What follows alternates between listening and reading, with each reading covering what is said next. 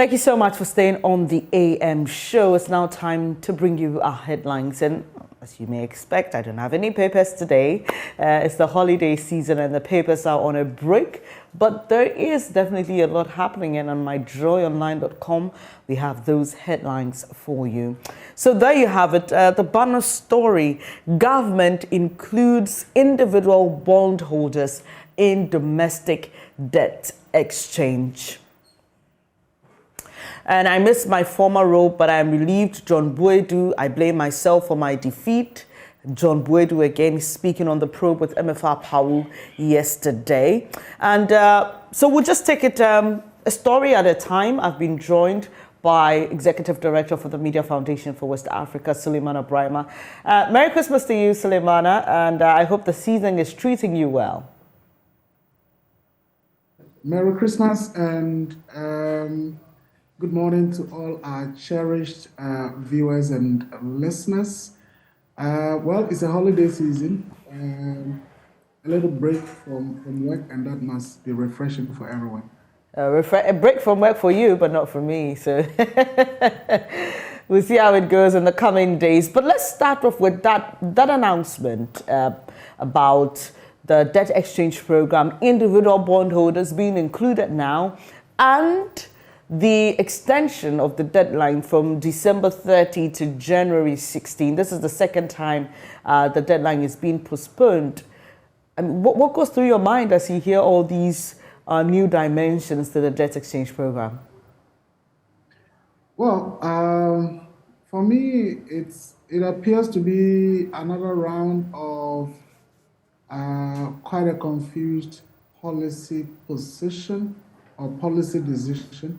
I think it's certainly something that is revolutionary in nature and would ordinarily require a lot of engagement, a lot of consensus building, a lot of public education to help calm the system and calm down people who may be quite anxious about what all these mean for our economy, for going forward into the next year and all of that. I remember when there was this whole issue about e-levy, the very obnoxious e-levy. The government, through the Ministry of Finance, decided to do a lot of town hall meetings to educate people on why government wants to take their money and the promises that were being made around e-levy. So when it was a time for the government to take people's money by way of taxes, the government felt the need to engage across the country, having town hall meetings and all of that. But this is perhaps even far more revolutionary than the e-levy. And yet, government is basically issuing statements telling people, look, we're going to take your money, we're going to exchange, bonds, and we have to restructure our debts, and you're going to be paid at this time or that time. These are the implications, without really engaging the people in a meaningful way. And for me, that is quite surprising. But again, whilst it surprises me, I think that it wouldn't surprise many because that appears to be the way or the nature of governance under the Akufo-Addo regime, where government really tell people, this is what I'm going to do, whether you like it or not, this is what I'm going to do.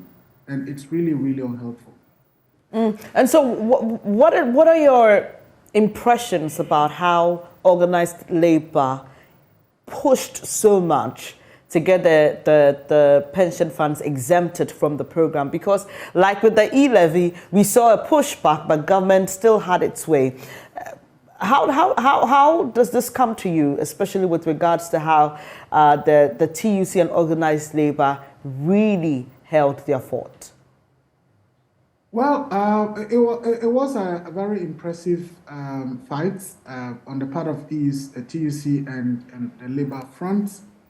But hey, I would advise that they shouldn't rest on their arse because really this government cannot be trusted when it comes to these things. The fact that government has announced that, pension funds are going to be exempted, I think we shouldn't just take it like that. Because this is a government that can come the next day and tell you, okay, well, we had said pension funds were not going to be included, but at this stage we've decided it's going to be included. So it's a government that you cannot really put your words for it. And look at the deadline for the debt exchange program, in fact, it's the debt restructuring program. This is about the third time that it's been shifted, and you wonder, do they really know what they want to do, and have they really done all the necessary arrangements and planning to get this thing going, or it's just let's do it at this time. Then they realize it's not going to work, and they say, okay, we extend it by this, we extend it by that. I would encourage the TUC and organized labor, and of course, the actions benefits all of us because we all are contributors to pension funds, and so they are fighting on our behalf. We are, we are not members of the TUC, but their actions certainly benefit us. But like I said, this government, when it comes to matters of finance, we cannot take their words for it. The finance minister and his deputy vowed that we're never going to go to IMF. What happened? There are several statements they've made that, certainly anybody who took their words for it was perhaps deceiving themselves. Right. So, this has consequences for our expectation of reaching a board-level agreement with the IMF by the first quarter of this year. We know how important and critical it is for us to get onto this program as soon as we can. And with all these modifications day in, day out, pushbacks, resistance and all, what is your genuine anticipation of how this IMF program will go? Well, at this stage, we really have no choice but to subscribe to the IMF bailout. And given where we are, it's certainly the case that we are in a weaker position and therefore may have to swallow certain bitter pills in terms of certain decisions that will be made by the IMF that we would have to comply, whether we like it or not. I remember there was a time that people were saying, look, the way this government is behaving by refusing to go to the IMF, it will go to the IMF only when we are in a deep crisis. And at that point, the IMF will be the one dictating the pace because you need the money. And so you may basically have to accept whatever terms they give you, because at this stage, there's nowhere to turn to except to go for the IMF bailout. And be it as it may, as I've said, one would have been expecting the government to really be educating the people about what all these means, what conditionalities are being imposed on us, and what are the implications of those conditionalities on lives and livelihoods and on businesses. But the government has basically refused to do that. I don't know whether it is out of that shame that, oh, we won't go to IMF, and we've ended up being at the IMF. And so to now go around to explain to people what the conditionalities might likely be and what the implications of an IMF program would be for businesses, for the economy, and all of that. I don't really know whether it is the managers of our economy feeling shameful to engage the people on this front. But that's really what we have to do as a country, so that people would understand what is it that we are getting ourselves into and what are the implications for me as an individual, for business, for me as a business owner, for me as an employer, for me as maybe head of a household. We need to do that. But again, the government is adamant. They are managing Ghana as if it is their private business, and they are the board that decides, for managers to implement. But Ghana is not anybody's business. Ghana is, a country that belongs to all of us, and we all have a stake, whether we are poor or rich. So long as we are citizens, we all have, to some extent, an equal stake, and we deserve to know what our managers are, doing on our behalf. But this government is quite adamant, very, very dictatorial when it comes to matters like these. And that's really unfortunate, but what can we do? Well, that's the most topical issue today. And like I mentioned earlier, the papers are on a break. But there's a lot to discuss. Today's the last Monday of 2022. God willing, we'll have you again next week, but we will be in a new year. So I just want to find out from you what your highlights of 2022 are. Well, it's been quite a turbulent year. The biggest of all is the economic crisis that we find ourselves in. And the biggest surprise is that Ken Ofori-Atta is still at post as our finance minister. Certainly parliamentarians have agitated, people have spoken their minds, civil society have engaged with the president and made the point that it is important that at least the finance minister be made to step aside. There have been threats in parliament that government business will not be treated as far as the issues of finance are concerned once the finance minister was still at post. So certainly that's one of the biggest things. And as I said, it's quite surprising that Mr. Ofori-Atta is still at post. It's also quite surprising to see President Akufo-Addo, in the midst of all this economic crisis, still pushing that the National Cathedral be built and still allocating some national resources towards the National Cathedral. It's quite a very, very surprising phenomenon. And you keep asking, does he really care about the plight of the ordinary people?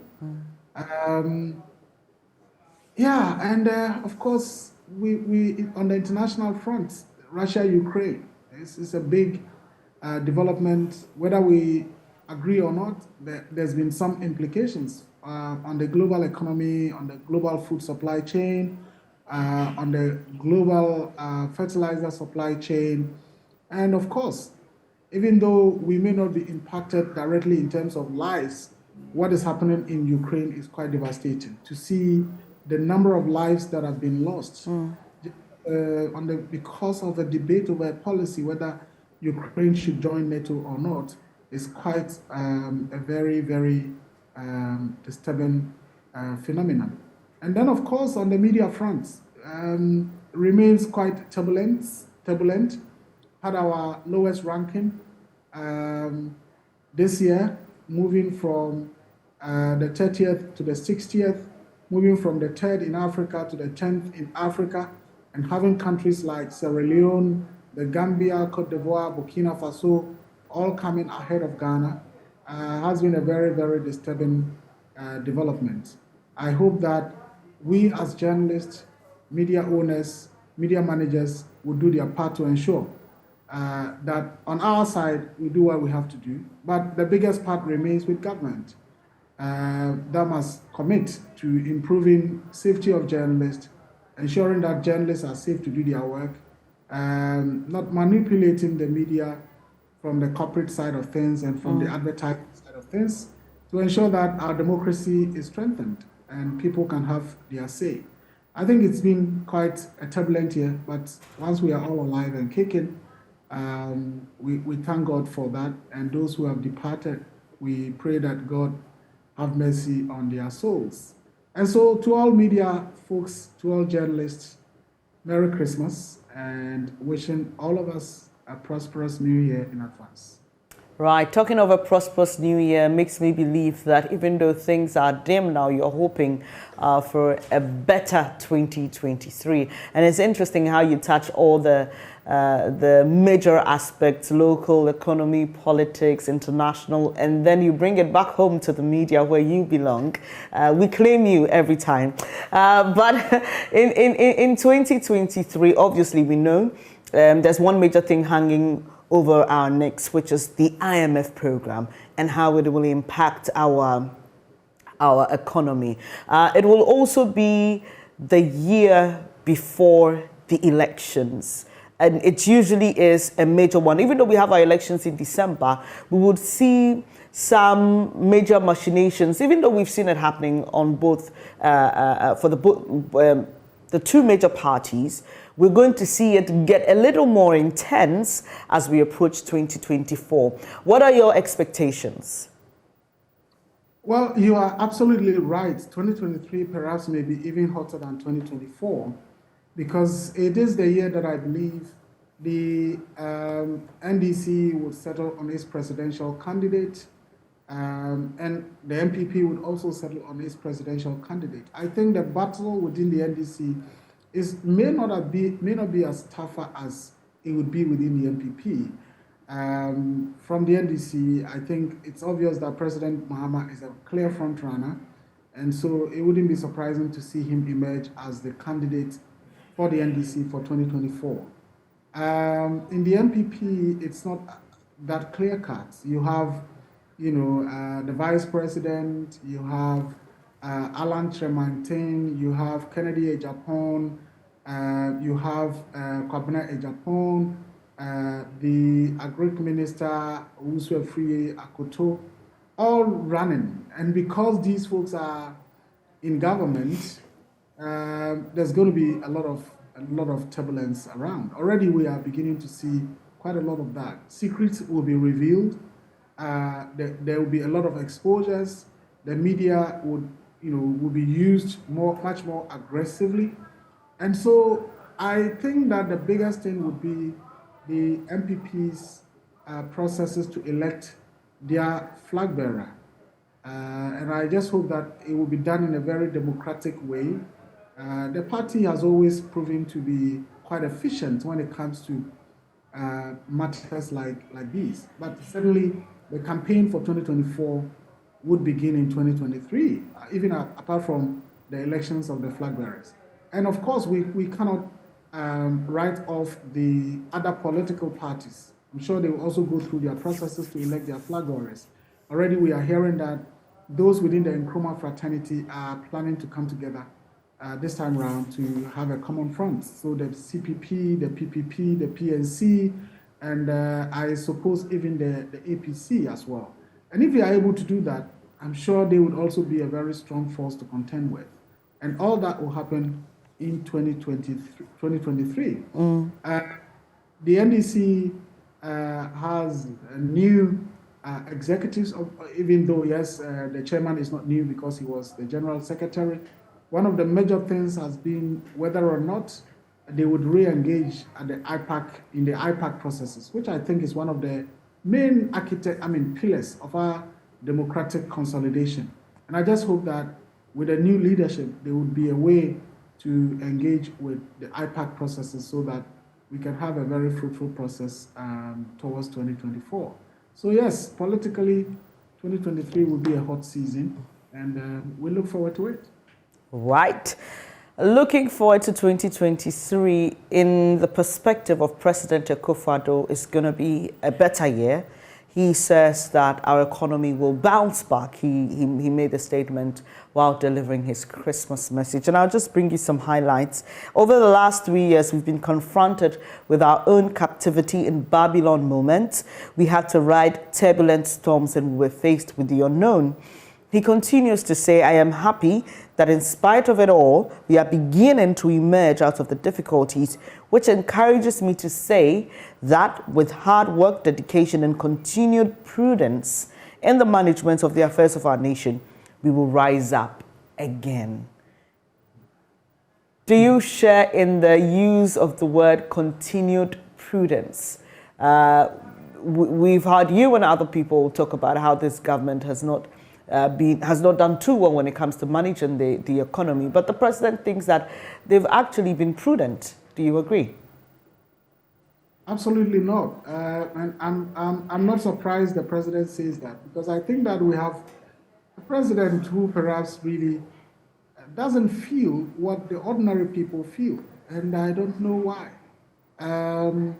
The struggle that people are going through, and if you look at the kinds of things that this government has been doing, it's been the most profligate, government that I have witnessed in my adult life.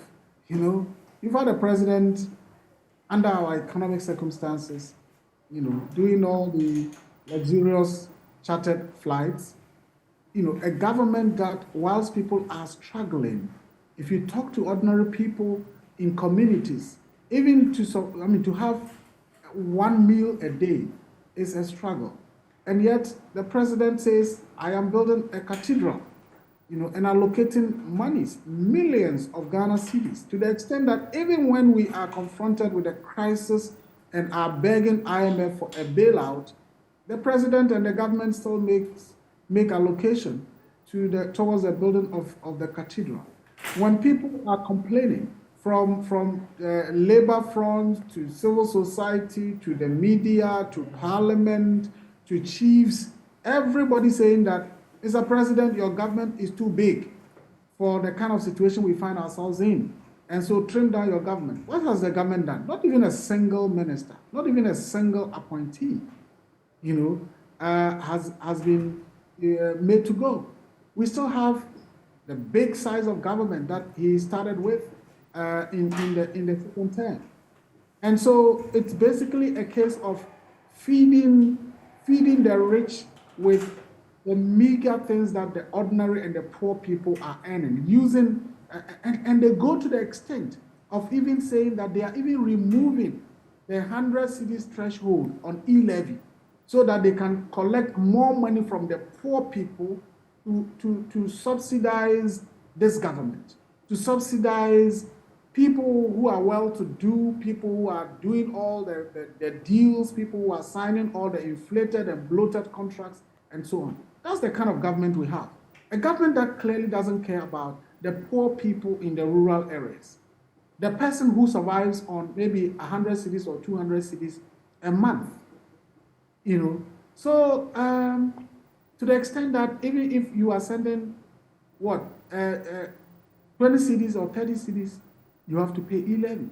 That's the kind of government that we have. So, like I said, I'm not surprised that the president appears not to see what is happening and still talking about, being prudent when his government under his leadership has been one of perhaps the most wasteful we've had. But, well, it's a democracy. We have 2 more years to go to make a decision. And, fortunately, whether it's going to be MPP or NDC that will win, it wouldn't be President Akufo-Addo anymore. What do you think is causing that disconnect? Because the media, we've tried. We have been very loud. There are people who have gone on demonstrations. There are people finding creative ways to get the attention of government, its officials, and the president. What exactly may be causing the disconnect? Well, it's difficult to tell, but maybe it's in the nature of the president and, of course, the people who are around him. It's one thing if you have somebody who has tasted, felt, and lived in poverty, knowing what poverty means, knowing what suffering means. And that's different from somebody who perhaps may not have tasted poverty before, has not lived in poverty before, has not really had anything to do with poverty before. And maybe it's that kind of situation that we find ourselves in, where we have a leader who may not have really lived in poverty, felt poverty before, and has people who are in the same category around him, and therefore things are normal, even when others are struggling. And again, I don't know what people knew. I remember I was news editor at the Chronicle then when Kofi Kumsen made his infamous pronouncement about his view, President Akufo-Addo, and what his leadership would mean for this country. And others like Nahu Tamaklo have said the same thing. Maybe they knew what they were talking about, but I don't know. But like I said, the only thing that I can relate to is the fact that maybe he doesn't know what poverty means because he's not lived it, and the people around him are in the same situation. They don't know what poverty means, and they've not lived it, so things are normal. Even when people are crying, it's like, well, you can't have a society that is perfect. Yes, all the time there will be poor people. You cannot solve their problem. You cannot deal with their problem. So let's go on. Maybe that's the reason. Right. So we'll be wrapping up shortly. And let me just find out from you how you're spending the Christmas. Everyone is complaining about the economy. What are the creative ways you're doing this? Maybe someone can pick a cue. Well, those who know me would say, look, this is a down-to-earth person. Unfortunately for me, again, maybe as a result of background, I am not used to luxury. So I live a normal life where I Right. have to walk to. I would walk to where I have to get my coffee brokeman on the roadside. I would do that. When I have to do my awamo, I would do that. And maybe because of that background and bringing up the kids that same way, it puts little pressure on us. And I think that is really important. You really lose nothing if you can afford to live a life that is normal, comfortable with whatever little resources you have. But of course, when it is possible to also do a night or lunch at Kempinski or wherever, whatever I You think, won't deny yourself that. you wouldn't and you shouldn't do that. I would encourage people under the circumstances to live within their means, take life easy, um, just go for what you can afford and not what you have to borrow to afford. Of course, if you are among those who have had a haircut, well, just manage. If it becomes too deep, get a Santa on your head, and that should be fine. Yeah, so people should just live within their means. Sure. Maybe travel back to the village where cost of living may be quite low, and life should be fine. And let's Right. keep speaking and expressing ourselves. Merry Christmas to you once again, and I hope the season brings you all the joy that you deserve, Suleiman Abraham. And thank you for doing this with us every morning, especially on Mondays on the AM show. Suleiman Abraham is Executive Director of the Media Foundation for West Africa. We're talking about how to spend the holidays. If you don't have any plans for today, the Abri Botanical Garden is the place to be. It's the Joy FM Fright Hall family party in the park, and it's 100 cedis for a family of 6. It's very affordable. We're gonna have Kwabna, Kwame Eugene, Perez Music, Kiddy, all in attendance, thrilling you to good music. And we have a special place for fathers for you to relax and enjoy the moment while your kids play and all that. So please do get to the front desk of Joy FM for your ticket, or you can call 0540106466. It's now time for AM Sports.